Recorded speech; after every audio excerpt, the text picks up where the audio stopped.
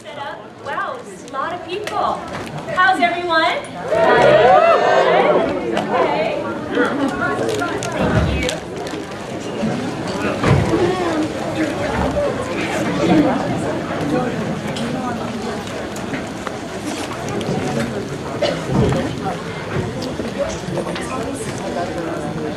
Okay, wait, as long as you can tell me when it's almost over. I'll do that. Okay, thanks. I don't want anyone to know what I'm saying. Hi everyone, I'm Veronica Taylor. Thank you so much for your patience. This is my daughter Rena. I'm here today to talk about voice acting 101. For anyone who doesn't know me, can you hear me without me using the actual microphone? Yeah. It's kind of on, right? I used to play Ash on Pokémon and May and Ash's mom and Frankie, one of my favorite roles. April on Ninja Turtles, gosh, you know, a lot of stuff. So I don't have anything specifically prepared for this because it depends on kind of what you want to know about. One of the things I thought we might do is do kind of a warm-up and maybe some vocal exercises.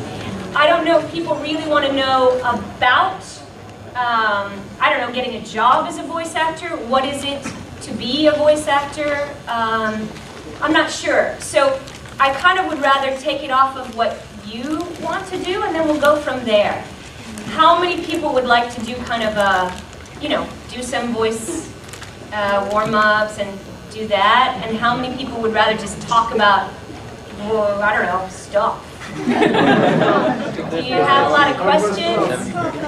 Stuff? I got stuff? Let's talk about stuff. Well, why don't I start by answering some questions, and then we can see if we take it into doing some warm-ups and, I don't know, something like that. What's your question? Yes? This is going to sound really weird, but can you still do the Ash voice? Well, darling, I don't know. I'm so when I was doing Ash, there were no paved streets. Yes, I can. Hey, Fan Expo, it's awesome to be here.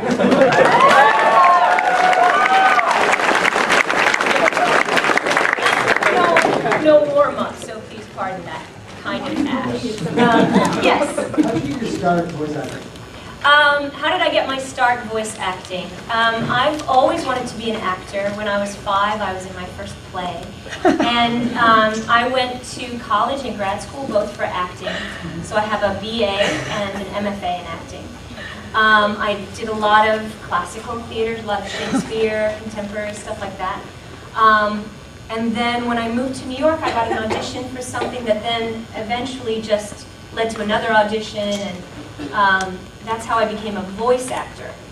I didn't set out to simply use my voice, but it's happened that a lot of the auditions that I get are voice related. I guess the real thing is I set out to be an actor.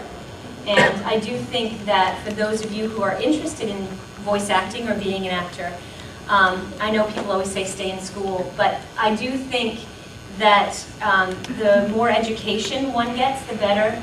As an actor, you are called upon to portray people, traits, ideas, and certainly being in school and learning about many subjects, not just acting, I think is probably helpful to all of us, because you have to put, which I'm not doing very clearly, put ideas forward and also understand people so that you can then portray them.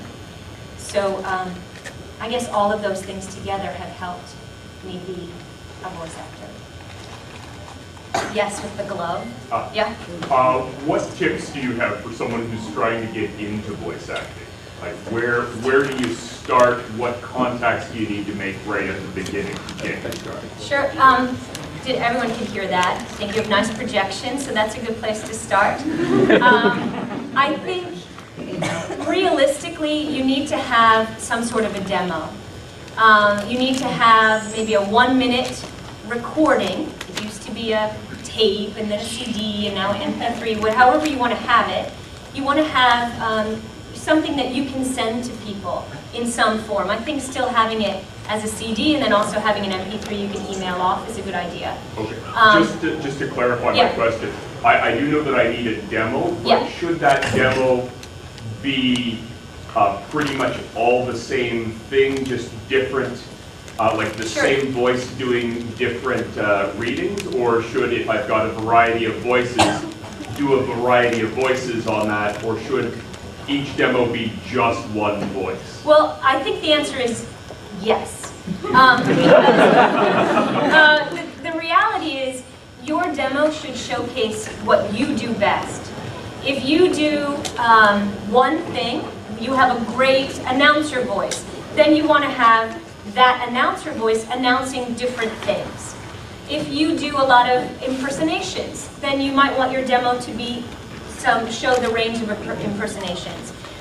Same thing if you do a range of ages, you want to show that.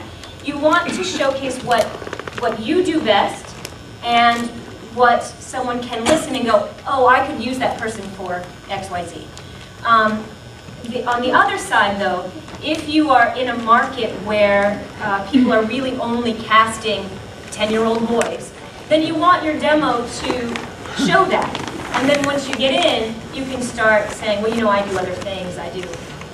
So to clarify my understanding, I should be making a demo specific for what I'm submitting it to. Well, no, like I live in New York. This is not exactly your an answer to it, but for instance, I used to have my CD had my animation, my commercial, and audiobook on it. And when I sent it to LA, they said, oh no, we just want animation on one CD, for instance. In New York, they want all of it on the same thing. So you know your market in that sense. If you are, if you're auditioning only for cartoons that use children's voices, your demo should have that. But as an actor, you want to be seen for everything. So I think you want to have your demo that shows what you do best overall, whatever that is. And you can have other things if people say, we only want to hear giraffe voices, something like that. But I don't think you can't have like 10,000 different demos to send to whomever. You want to have one good solid thing that you can send out all the time, I think. That's my opinion. Does that answer your full question? That's it, great, thank you. Okay. Oh, you also said who should you know, all of Yes. that. So, and then you'll be next.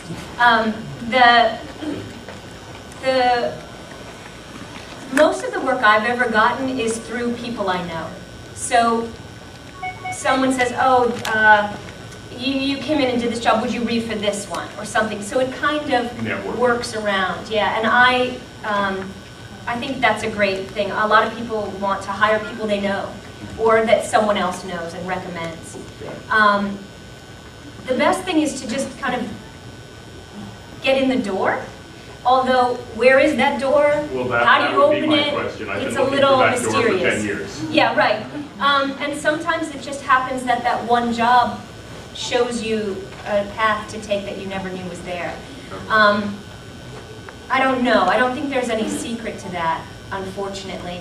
But the more you are working in your field, I like to do audiobooks. I started out reading at the Jewish Guild for the Blind. I volunteered there. Started out. That was one of my things that I did in New York. I volunteered there. I got a lot of experience reading on the fly, the magazine or the newspaper, whatever they handed me that day, and I just went and read for the hour. A lot of stuff like that.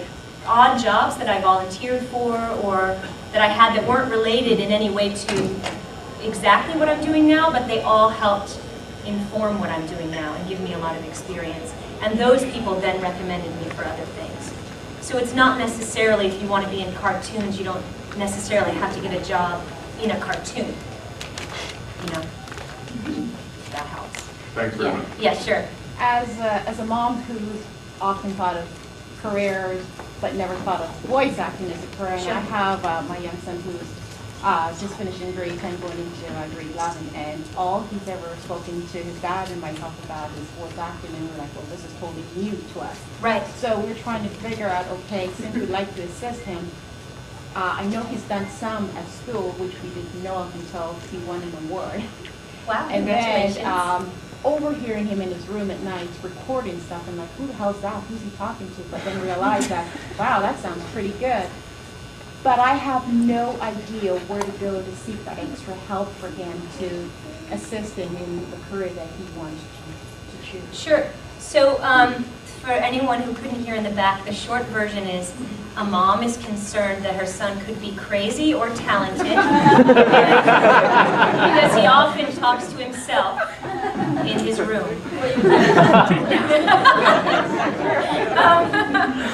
Budding career. Jim Carrey probably started out that way too. So how do you get started? The first thing is, as I was told, if there's anything you can do other than being an actor, do that.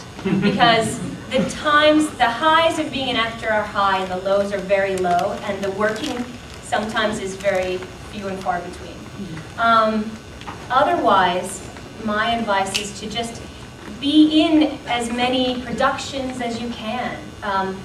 Do your school plays, record stuff, just fool around with your friends and doing things. Volunteer reading at your library, reading for kids. They always have things that you can start.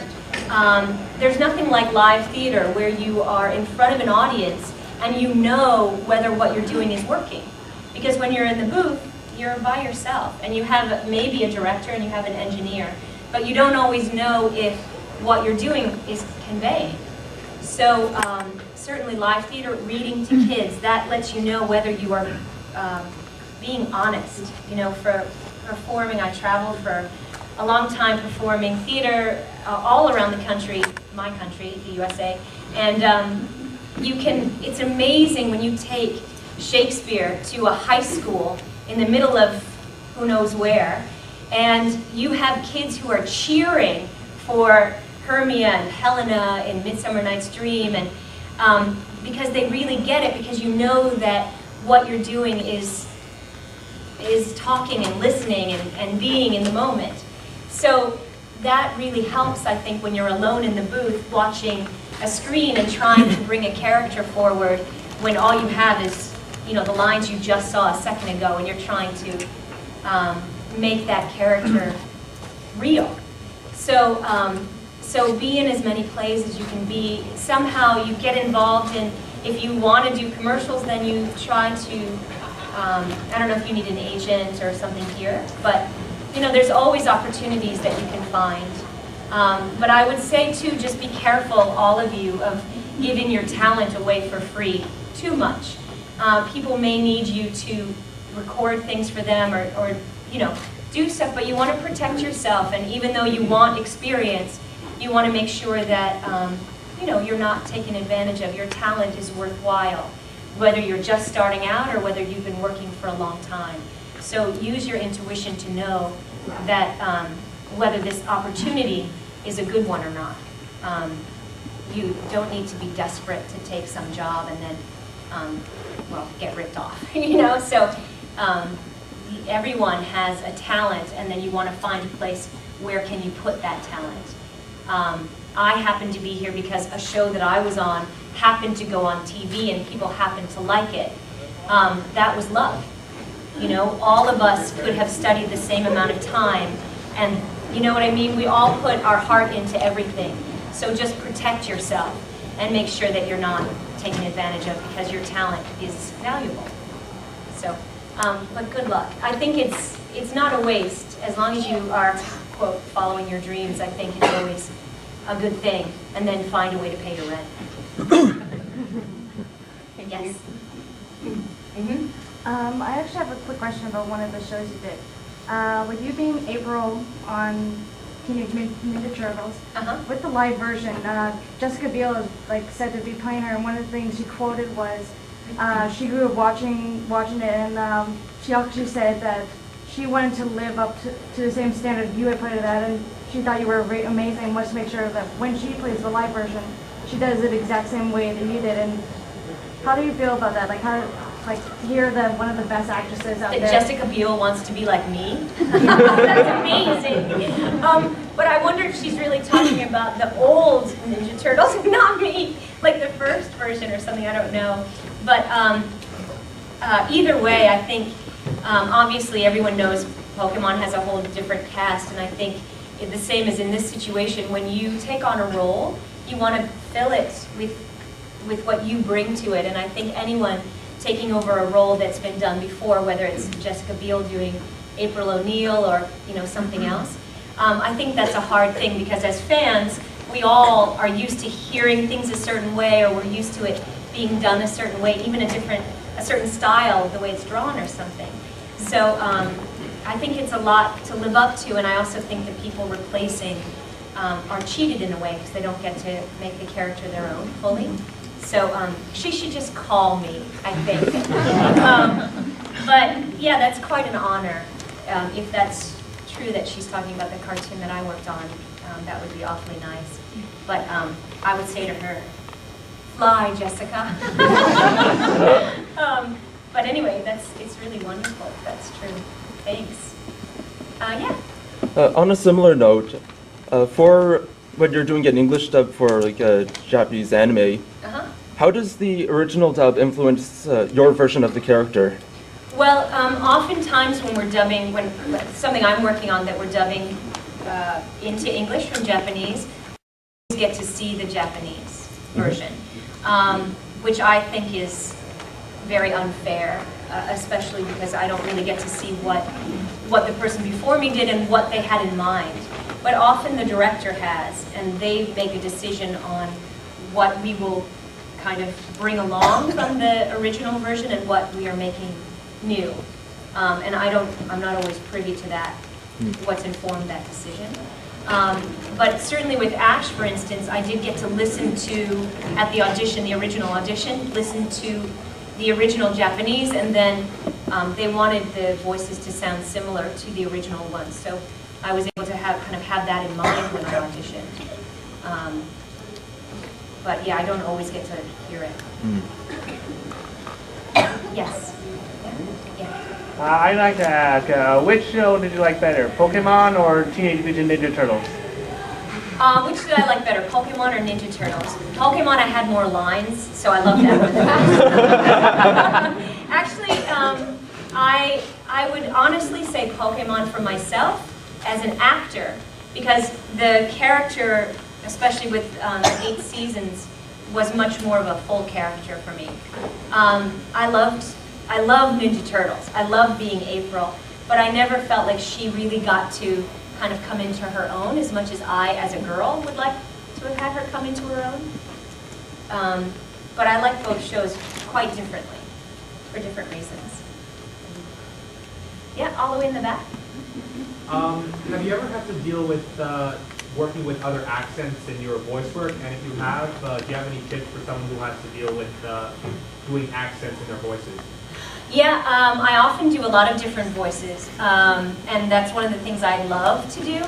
I would say, advice-wise, it's annoying to have to live with someone who likes to do that, but often I listen to, I try to listen to people on the subway or on the street and then mimic them a little, and then we end up doing that a lot at home.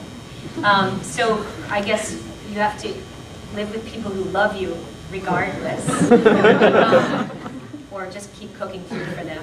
I don't know. But mostly I think it's developing your ear, so however that works for you is probably the best way. Yeah?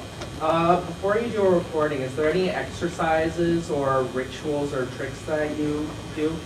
Yeah, I usually warm up. I do different vocal exercises, certainly, and I try to stretch out a bit too, because I think if your body is somewhat limber and flexible, then you're able to, with Ash, I had to kind of act things out, since it's this is mostly people who like Pokemon, right? So if I could refer to that. For his thing, watching it, you have to wear clothes that don't make any noise, because if you're moving around, obviously, like even this would be a problem. But for that, I would have to go Pokeball, go! Because I found like this helped it to sound like he was throwing it. So if my neck is really hurting or something, it's, I don't know, your body starts hurting and you keep all your energy in, and by the time you get out, you're just kind of walking around. So I do think stretching out helps. Yeah, and I definitely do, a couple of minutes depending on if I rode my bike to work, or if I walked, or if I took a cab. That would be the difference between if I warm up on my way there, or if I have to take a few minutes once I get there. Is that, or were you looking for specifics? Well, that helps as well. Is there Okay. anything that you find just, I don't know, makes you more confident as well? I would say, voice exercise-wise, Yeah.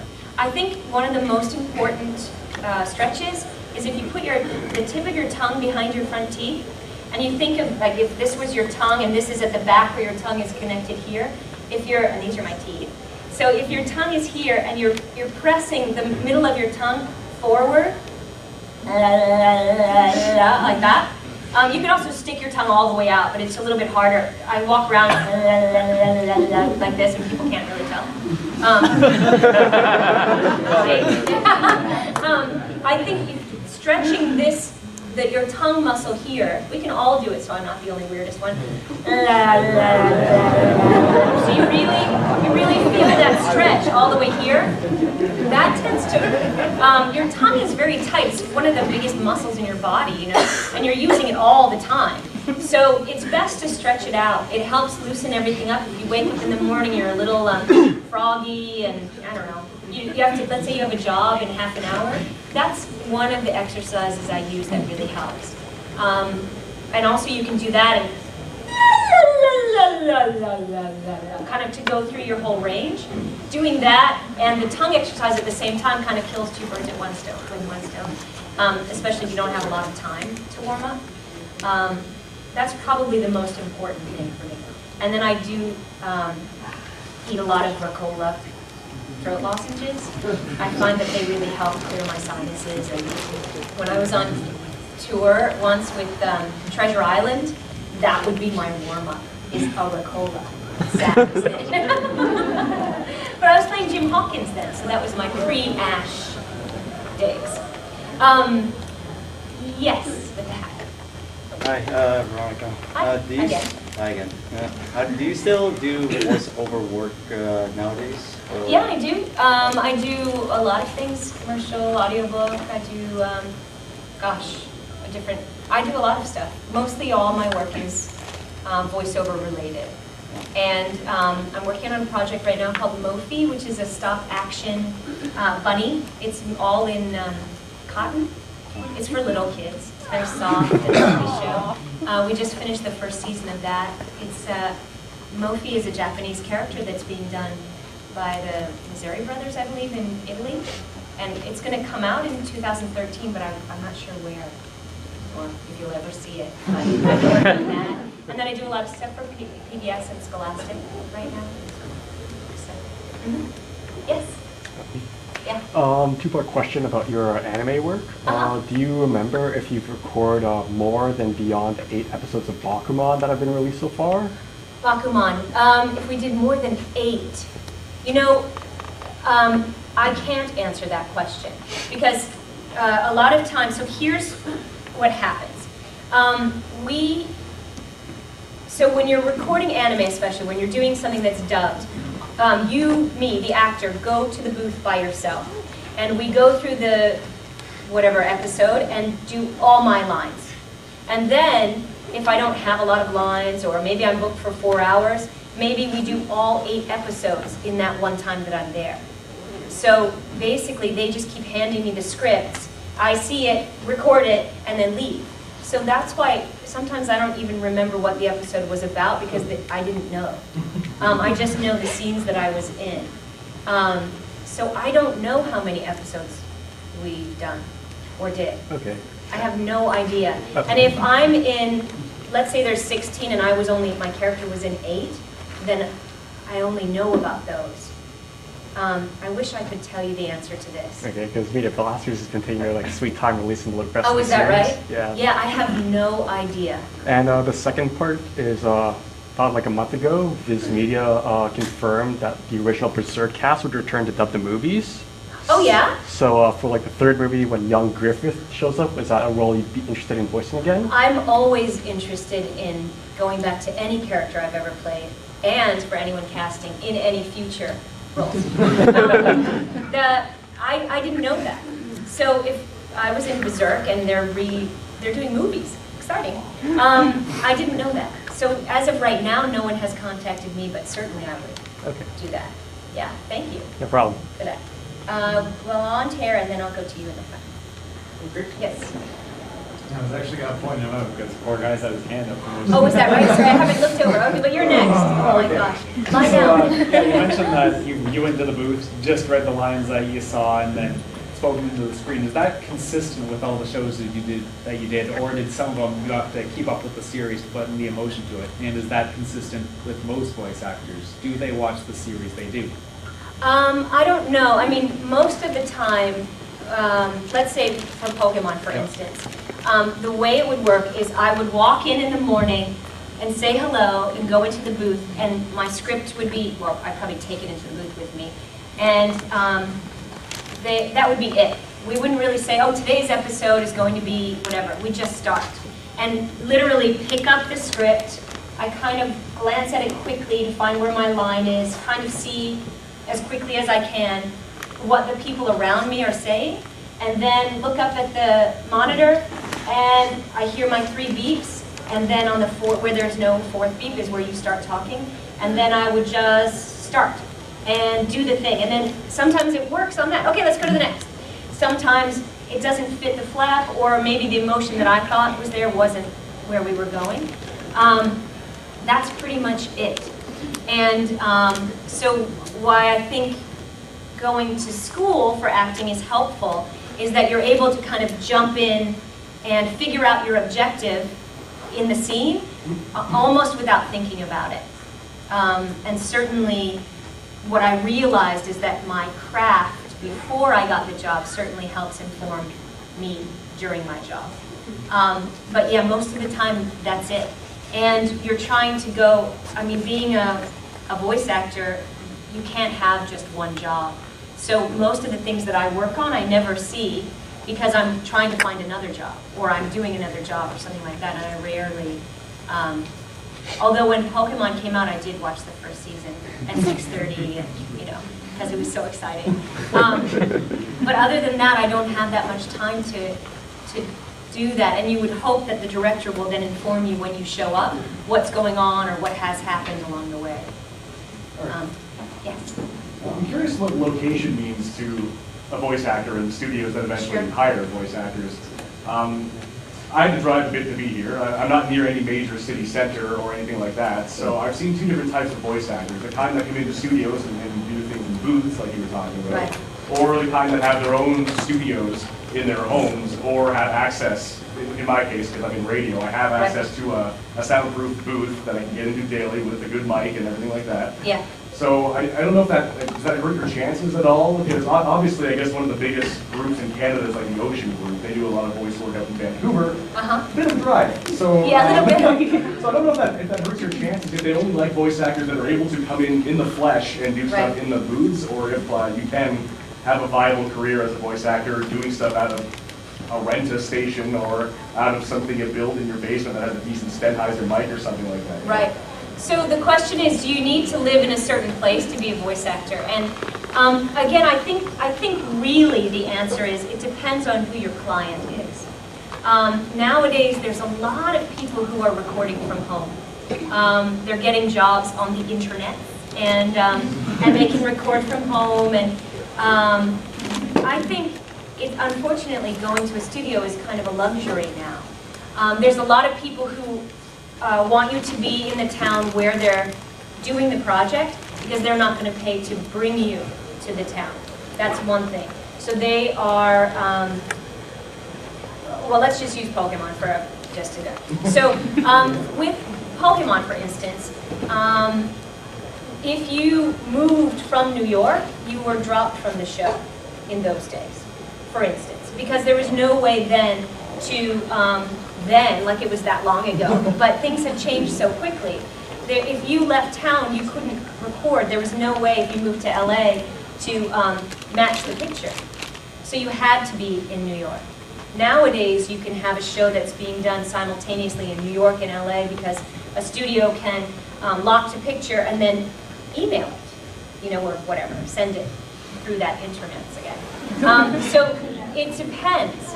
Some of that, if it doesn't cost them anything, you can be anywhere.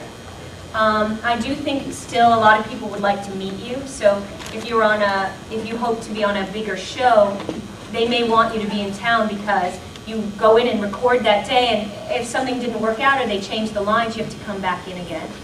And they don't always do that from your remote location. If you want to be just a voice actor, should you move to a certain place? I don't know. Because the chances are, there's work everywhere. It depends on what you want to do. It depends on if you really want to do commercials, and New York City is the place where all the commercials are done, let's say, then you might want to move there. But does that mean that if you live in XYZ town, you can't be an actor? No. There's still work that you could do. It just depends on what you want to be working on. I don't think it's true when people say you have to live in this place. And also it's not true if people say, it doesn't matter, do whatever you want. You have to figure out what's important to you, and then, again, the same with the voice, with your demo. It depends on what the clients that you want, if they need you to be in town for that. I don't know, that kind of is a wishy-washy answer in a sense, but it depends on you, I think. Well, that's the thing, yeah, like I said, that one group is in Vancouver, so I guess if I wanted to get into like the cartoon stuff that... Probably because they do everything to picture there, yeah. And they don't, unless there were a studio that they worked with, a kind of sister studio out here, then they could do that. But, one studio that I work with, NYAV Post, has a place in New York and they have a place in LA. So they can do things at the same time on both coasts. So, yeah, sure. I'm going to go to the red coat. Actually, I have two questions. The first one is, what were some of the bigger problems you faced getting to the point you are at now? Some of the bigger problems I faced getting to here? Yeah.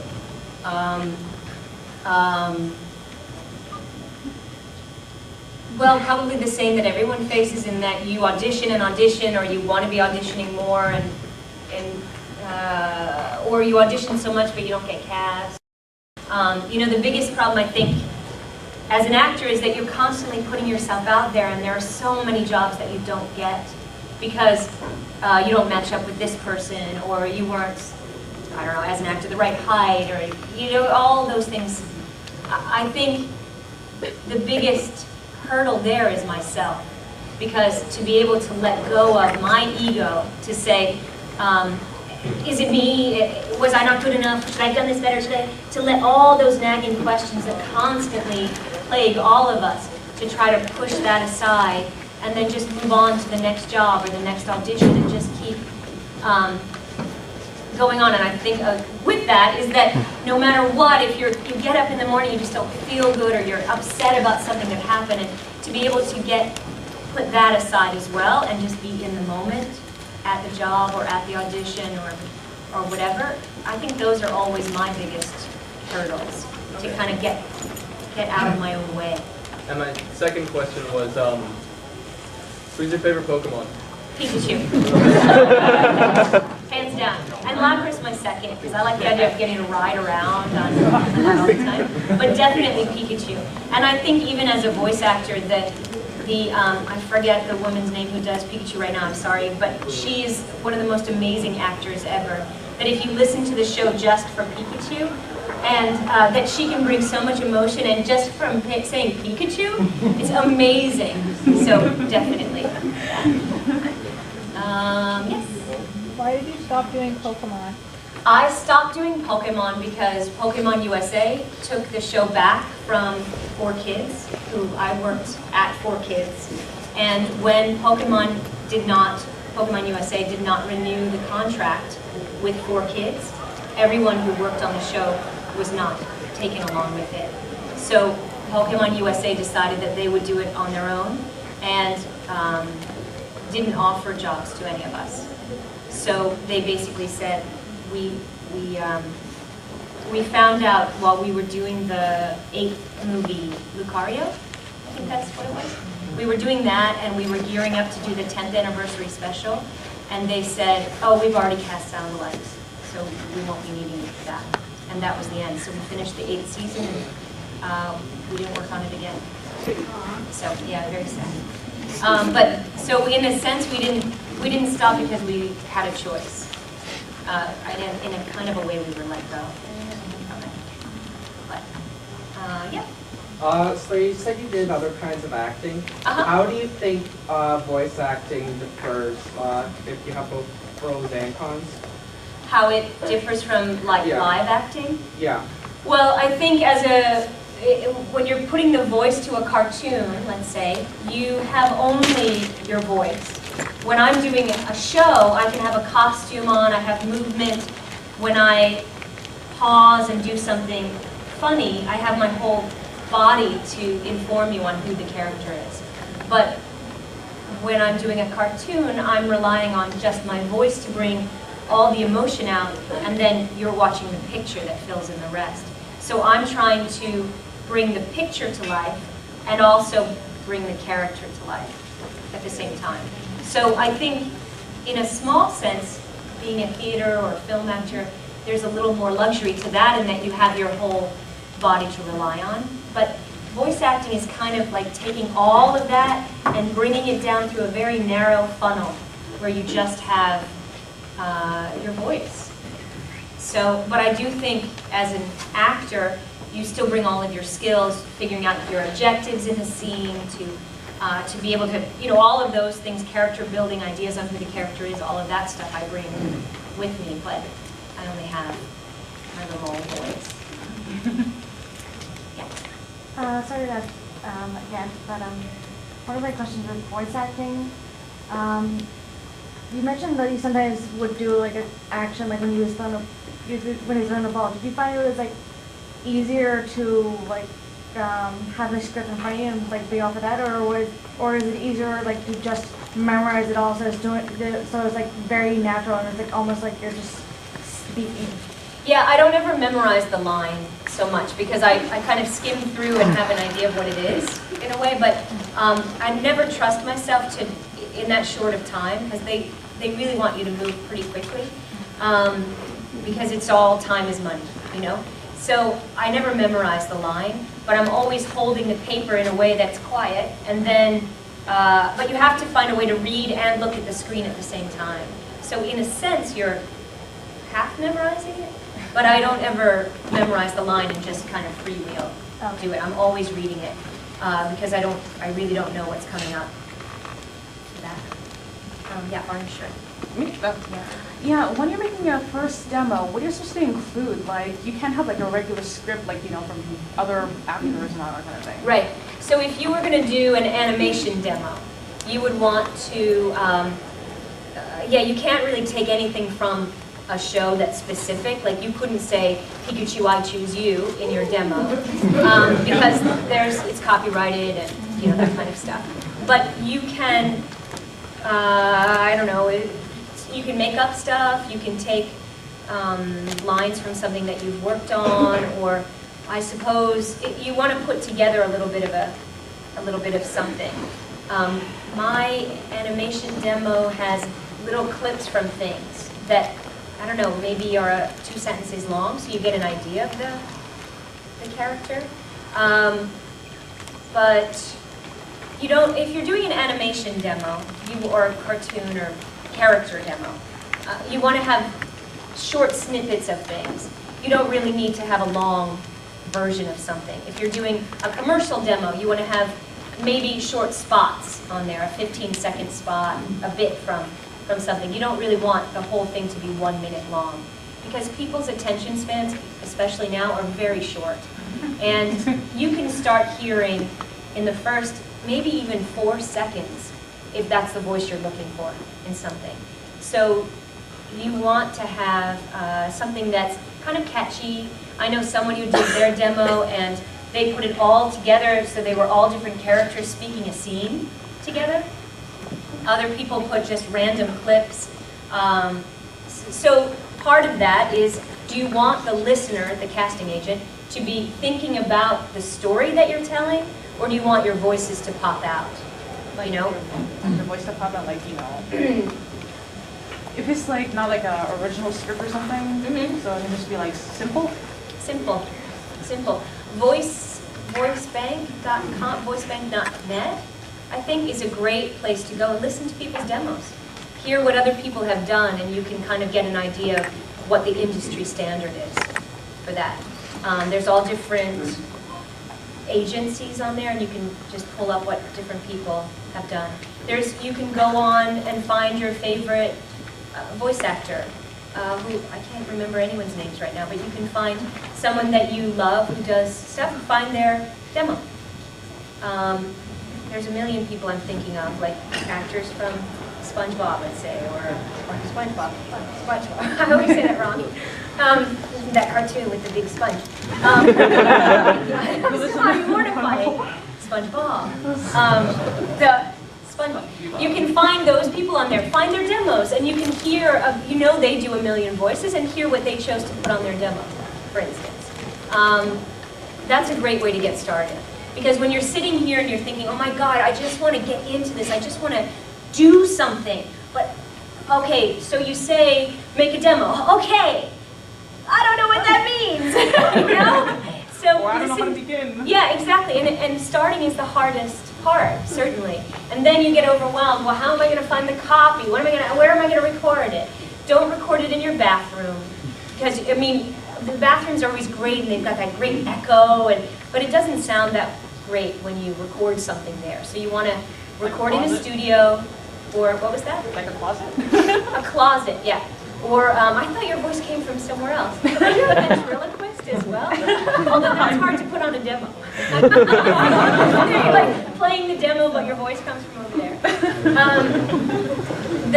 Your closet is good, as long as you can breathe. It doesn't get too hot. Because it's dampened. The sound is dampened there. Putting pillows around where you're going to record, something like that. You want to make sure that your demo sounds professional.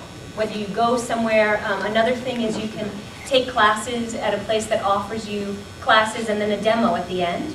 You can do that as long as, again, it's a reputable place and they're not just taking your money and not really giving you something education-wise or actually a demo. But you want it to sound, the reason I say don't record in your bathroom is that if it has that tinny, ringy sound, people are going to know that you just did it in your bathroom and aren't really professional. Yeah. So you want to come across as professional as you are, as talented as you are. You don't want the quality to diminish the respect that you should receive. So, because people's time is so precious and limited, they don't take a lot of time. They're just going to listen quickly and try to find what they're looking for. Casting agents are wonderful people, but don't have a lot of imagination to say, I kind of loved what they did, I wonder if they could do this. They just want it.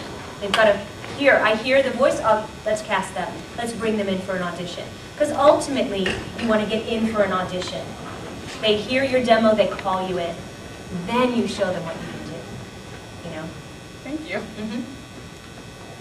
Yeah, I should do red shirt there. Yeah. How flexible generally is your recording schedule? Do you have any say in that? Some things, if people will call and say, I need you for an hour on this day, or do you have, what's your time? So some, and as a mom, being a voice actor has been great because I can schedule around a field trip, or pick Rena up from school when she was smaller, or things like that. So it has been a great thing for me, whereas being in a play, I couldn't really do. So yes, it's been flexible, but it's not always. But at the same time, it's more so than I haven't had to be somewhere 9 to 5 every day where I couldn't get out. Yeah. And so for me, I've been quite fortunate with that. We both have. Thank you. Sure. All the way in the back, the last row there.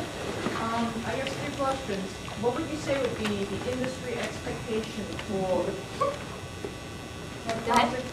normal accent? And based off of that answer, how would you go about, I guess, getting close to that? What is the like what accent are people normally looking for? Yeah, that would be a good way to phrase it. I think for the most part, like standard, well, I'm from the US, so it would be the standard middle American, standard American, which is kind of the East Coast, kind of my accent, which is not necessarily any accent in a sense. I think the same thing we share between our two countries is that standard accent. There are other things where people want British or Australian or whatever, and they want you to be able to put that on, but they also want you to be able to take it away.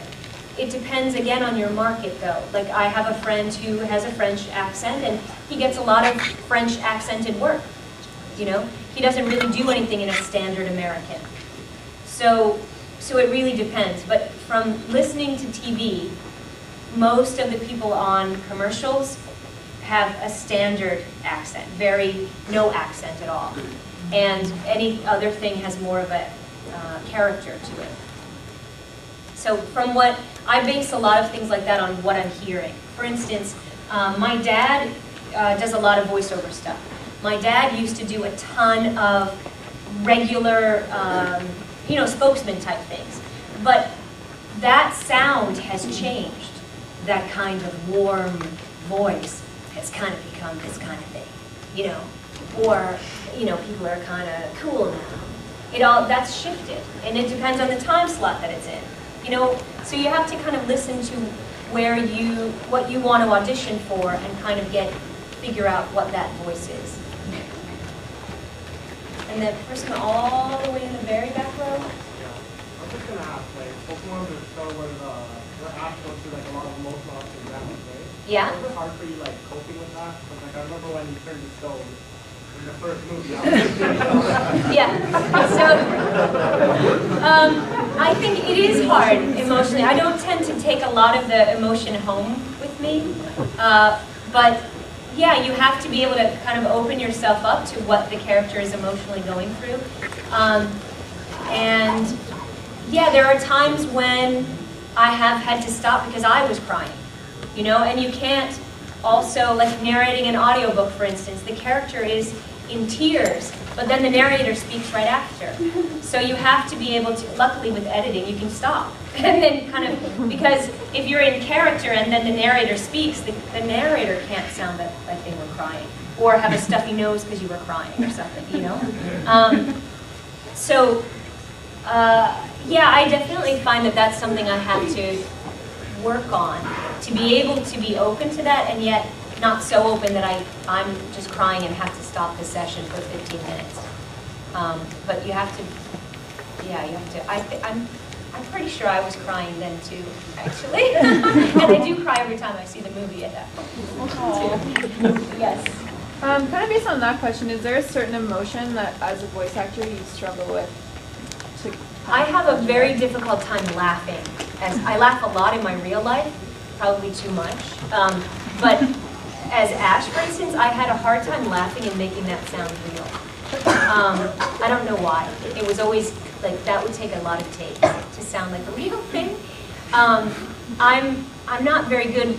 This is too much for you to know, but I'm not very good at being angry. So sometimes a character being angry is easier for me to do than me being angry in my real life. So not that it's therapeutic, but it's a way of someone else speaking like that. But that's probably, yeah, I like playing evil characters because I don't really think of myself as so evil, so it's kind of fun to be the bad guy sometimes, in a safe way. Yes? Have you ever played any of the Pokemon games? I have not played any Pokemon games. My brother was 10 when Pokemon came out, and he wouldn't let me play any. And then Rena has a game. I have a game. I have Fire Red. Good choice. Thank you. And I've yet to play that too. But I have seen little people walking around, and it is a dream of mine to one day play. Sometime. Maybe when Rena goes to college, I'll get the game back. And, yes. How long sessions normally? A session can go anywhere from an hour to 6 hours, usually. And by the end of 6 hours, I think everyone's done. For the engineer and the director, your ears are tired. As the actor, you're just tired. So anywhere between there. Just depends. Yes? Any fun stories from the recording booth? Any funny stories? I tend to forget everything once I leave. I would say probably the worst thing for me, I was working on His and Her Circumstances, and had this one time when it was one of these great things where she's in the middle and the whole thing is spinning around behind her and she's letting out this long yell, and I let out this long yell and I wasn't breathing, and so by the time I reached the end of it, I just stopped. I was really dizzy and I just fainted. Which was fine, but probably worse for, the booth has a window like this, so you just see me. The sound somewhere like this, and then suddenly, I'm fine, I kind of got up. That's probably worse for them. What's that? Did they use that version? Oh yeah, that's the only take we did of that one.